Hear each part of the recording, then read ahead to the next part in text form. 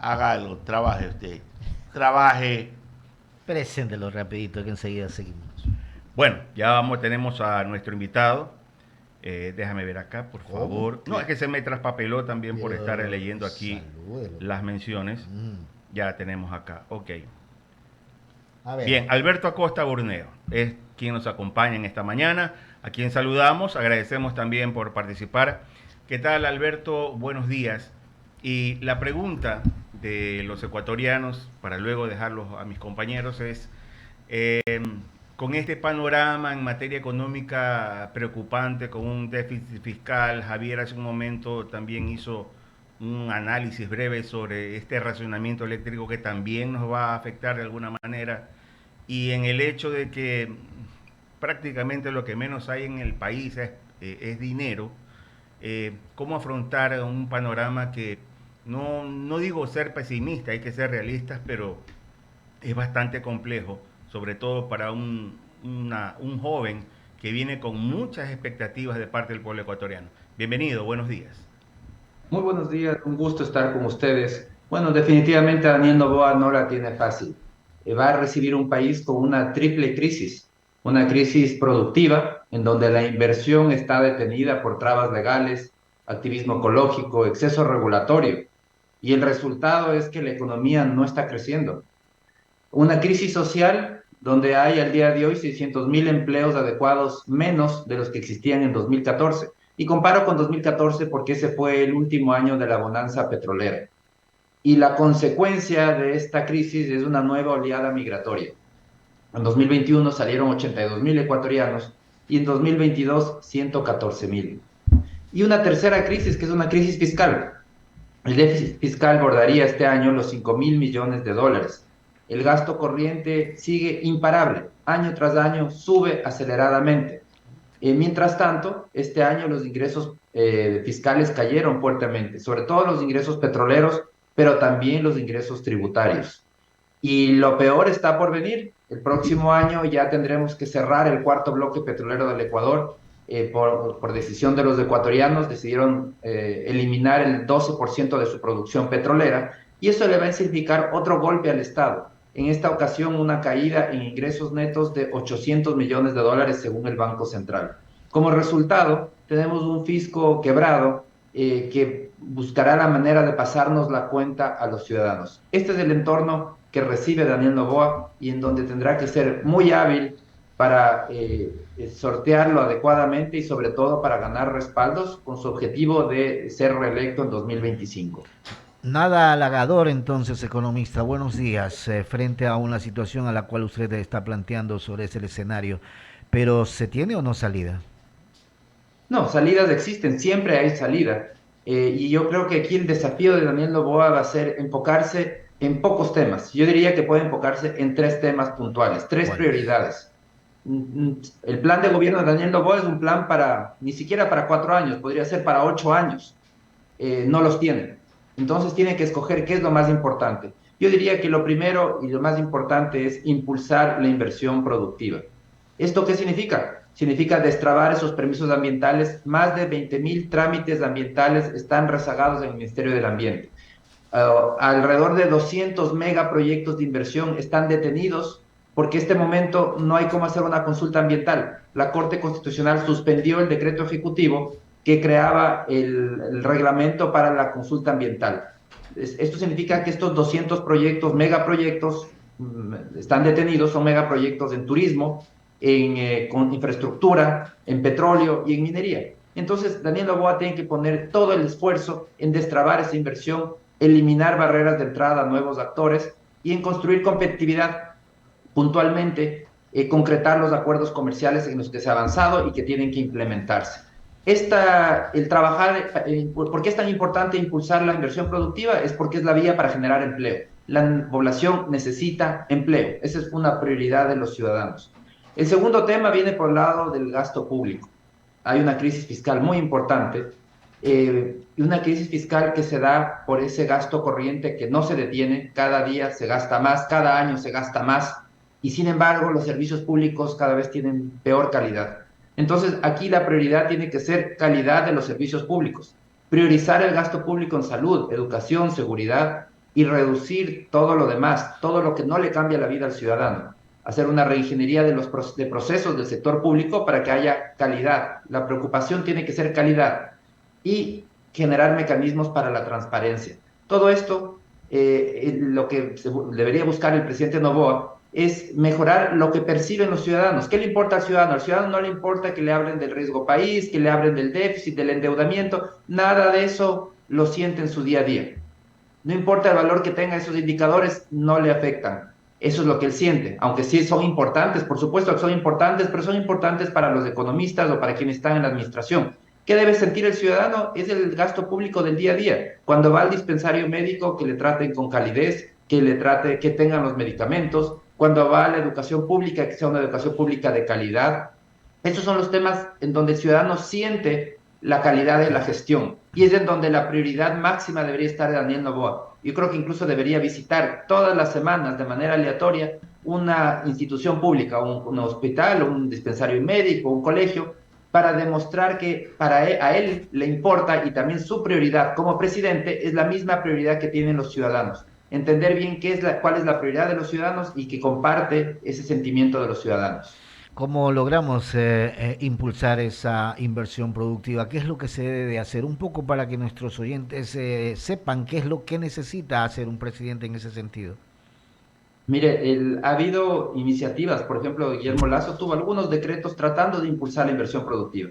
Un decreto, por ejemplo, petrolero para abrir la puerta a la inversión privada, un decreto minero con el mismo objetivo, y vemos que en la práctica nada se llevó a cabo, todo se quedó en papel. ¿Por qué? Porque el gobierno de Guillermo Lasso fue incapaz de movilizar al aparato burocrático. Entonces, Daniel Noboa tiene que tener mucho cuidado. No es suficiente con ser presidente. Y aquí yo creo que hay una desventaja. Cuando alguien viene del sector empresarial, está acostumbrado a que los lineamientos los da el directorio y el gerente ejecuta. No hay vueltas que darle. El gerente no puede decir, no, no lo quiero hacer o lo voy a hacer de otra manera. En el sector público las cosas no son tan verticales. En el sector público hay una burocracia permanente que no cambia con cada cambio de gobierno y que tiene incentivos o desincentivos para actuar. Puntualmente, ¿por qué en el Ministerio del Ambiente tienen 20.000 trámites represados? ¿Por qué no toman decisiones? No es porque sean ineficientes, es porque hay unos desincentivos, una inseguridad jurídica para los funcionarios públicos que si es que toman decisiones les cae Contraloría. Entonces, lo mejor para esos funcionarios es no tomar decisiones, posponer las cosas, porque así se arriesgan menos frente a lo que pueda decir Contraloría. Entonces, esos son los temas que tiene que trabajar para corregir esos desincentivos a tomar decisiones, para darle efectividad y eficiencia a esos funcionarios públicos de quienes depende el que se realice toda esa inversión, porque somos un país lleno de trabas, lleno de permisos, tramitología para todo, y si es que no se toman si no se dan esos permisos, simplemente esas inversiones no se realizan. La verdad que la burocracia siempre genera inconvenientes al momento de darle un trámite a algo, y es lo que usted dice. Una cosa es en la empresa privada, yo ordeno y se cumple, y otra cosa es en el sector público, donde yo ordeno y sabrá Dios a ver si se cumple. Y si no le das el seguimiento, quizás demorará meses y quizás hasta un año a darle trámite a un planteamiento. Y lo otro es también tener el consenso o el camino adecuado entre legislativo y ejecutivo para que las normativas que se puedan enviar también se den el trámite y no sea la Asamblea nuevamente un obstáculo para el Ejecutivo. Sí, ese es uno de los interrogantes. ¿Cuál va a ser la capacidad política de Daniel Noboa para que ver cuánto campo de maniobra tiene con la Asamblea?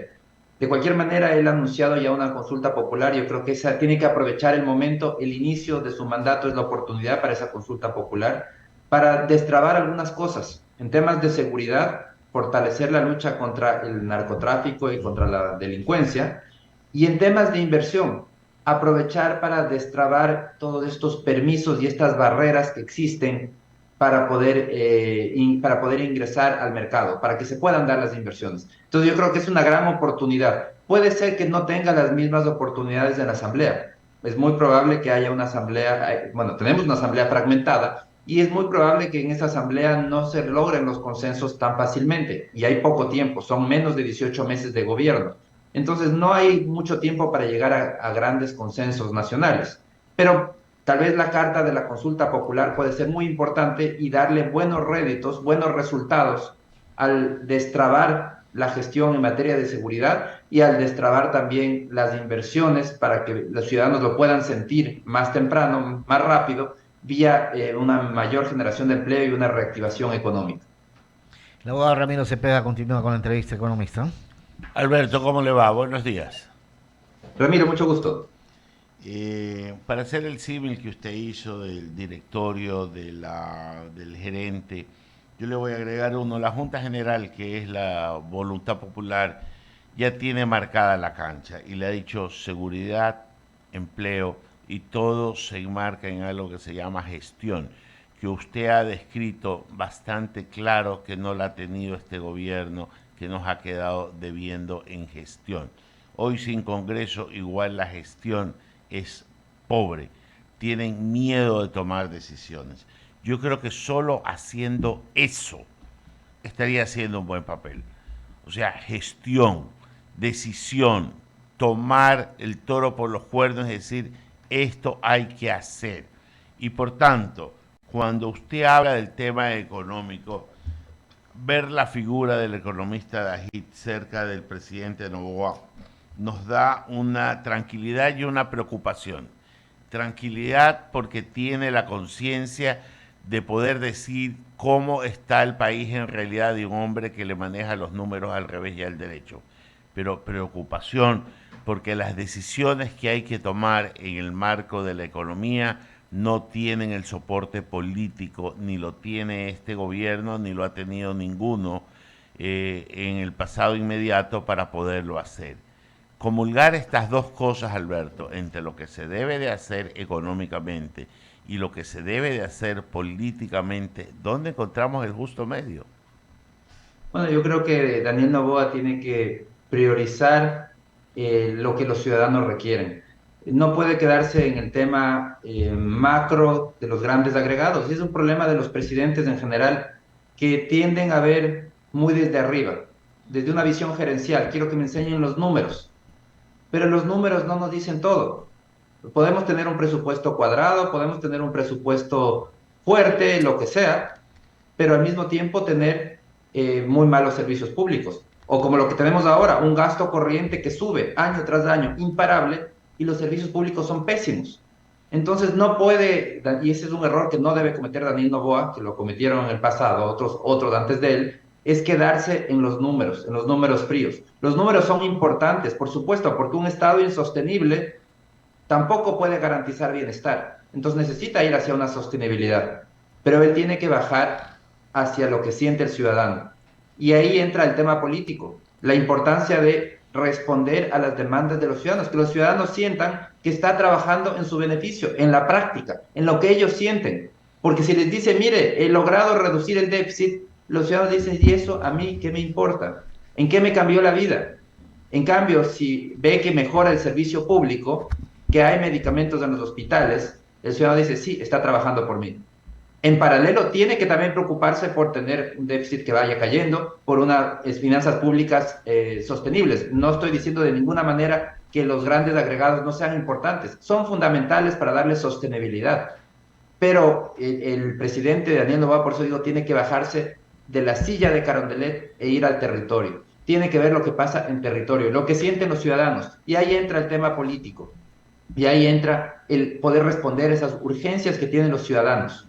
Entonces hay bastante por hacer y coincido totalmente, el tema de gestión es fundamental, pero el tema de gestión no solamente es un tema de voluntad, hay temas que también hay que corregir, los desincentivos a actuar, ¿por qué el Ministerio del Ambiente no toman decisiones?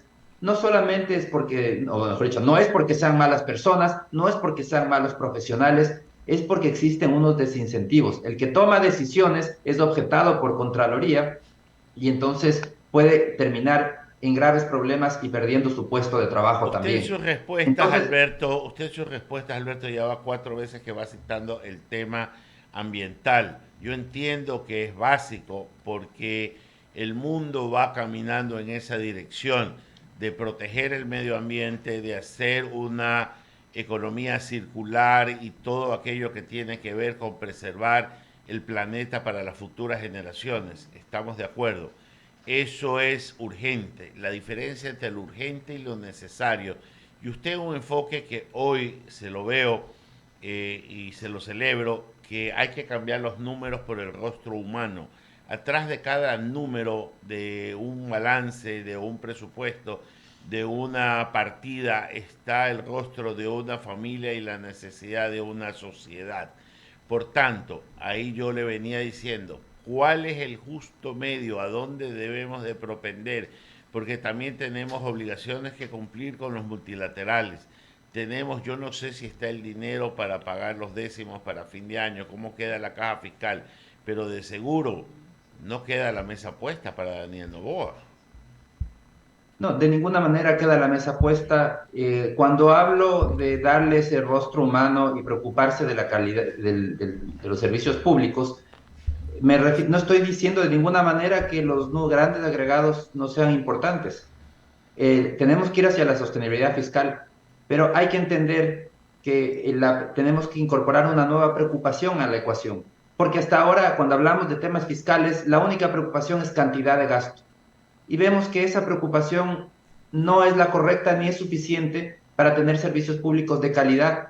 La nueva preocupación tiene que ser calidad de gasto, es decir, priorizar en lo importante, salud, educación, seguridad, dejar de hacer lo demás, ir hacia una reingeniería de procesos para que tengan calidad. Eso es la preocupación correcta, porque ahora tenemos un gasto que sube año tras año, imparable, y los servicios públicos colapsan en paralelo. Entonces, ya que nos quede claro que no va por el tema de cantidad de gasto. Tenemos que trabajar en la calidad y que los ciudadanos sientan ese gasto en sus vidas, que eso les mejore el nivel de vida. Eso es un tema fundamental. Ahora, ¿por qué hablo tanto de los permisos ambientales? Porque en este momento yo creo que ese es uno de los temas que más está trabando la inversión.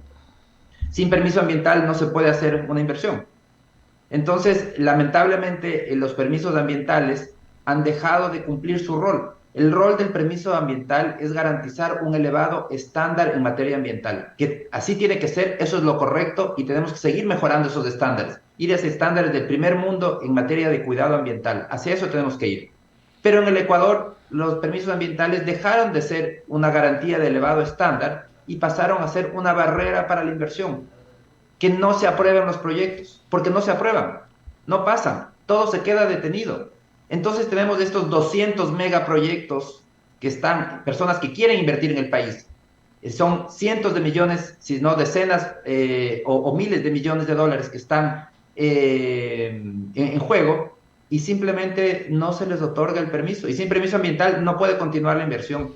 Alberto, déjeme detenerlo ahí. Quiero hacerle una última pregunta.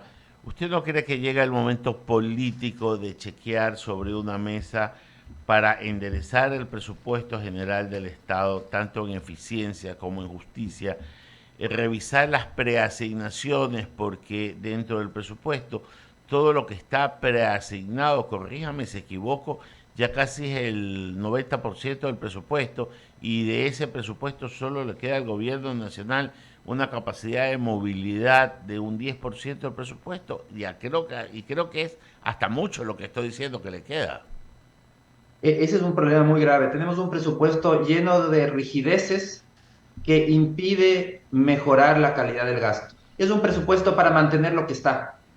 Y lo que está no está bien. No estamos distribuyendo bien los gastos. Aquí necesitamos, y yo creo que un padre o una madre de familia podría hacer un mejor trabajo al manejar un presupuesto reducido y decir qué es lo importante, hacia dónde deben ir los recursos. Ese trabajo hay que hacerlo. Y eso implica ir en contra de esas rigideces, hacer una nueva distribución de gastos. El Estado, hay que cerrar muchas instituciones en el Estado que no agregan valor a los ciudadanos para liberar recursos, para que esos recursos vayan a lo que sí agrega valor: salud, educación y seguridad. Hay muchísimo por hacer, tenemos que hacer una transformación integral en salud, educación y seguridad. Y para eso necesitamos también recursos, también calidad de gasto, por supuesto. Pero para eso hay que saber priorizar. Entonces sí hay que romper con esas rigideces, ese es el desafío, de tener este crecimiento permanente del gasto corriente, pero que es un mal gasto. Tenemos que pasar hacia un crecimiento del gasto corriente en los temas que sí le cambian la vida al ciudadano. Porque, como digo, la mayoría de personas cree que Guillermo Lasso ha reducido el gasto. La realidad es que el gasto corriente ha seguido subiendo. Entonces la gente dice, ¿y entonces por qué cuando va a sacar un pasaporte me demoro 6 meses en conseguir una cita? ¿O por qué cuando quiero ir a un dispensario médico no hay medicamentos? Es por el problema de calidad de gasto, no es un problema de cantidad. El Estado sigue distribuyendo los recursos y gastando cada vez más, pero los distribuye mal. Hablando de generar recursos, Alberto, corríjame si estoy diciendo algo que no debería ser, pero yo veo dos opciones, no sé si inmediatas, pero sí dentro de los tiempos de la burocracia un poco rápida. Primero, titularizar todos los bienes que tiene inmobiliaria. Digamos, no sé las cifras, pero digamos que son 4.000 millones, 5.000 millones, por decir algo. Y ponerlos todos en un paquete y abrirlo a un inversionista extranjero que se lo vendamos a la mitad de precio. Siempre el precio que se ponga será mejor que tener una institución que administre y que sea objeto de corrupción en cada acto, en cada remate, en cada cosa, y no de corrupción, de sospecha de corrupción, para no ser tan dramáticos en el tema de que no es el justo precio, lo que sea. Y segundo, titularizar la cartera del BIES, por decir algo, para que también pueda venir dinero fresco, porque lo que necesitamos es que venga dinero de afuera, no que recircule la sangre monetaria que estalla en el torrente financiero del país, sino que venga otro flujo de dinero importante. ¿No crees estas dos cosas? Si estoy hablando de lo que no debo, por favor, corrígeme.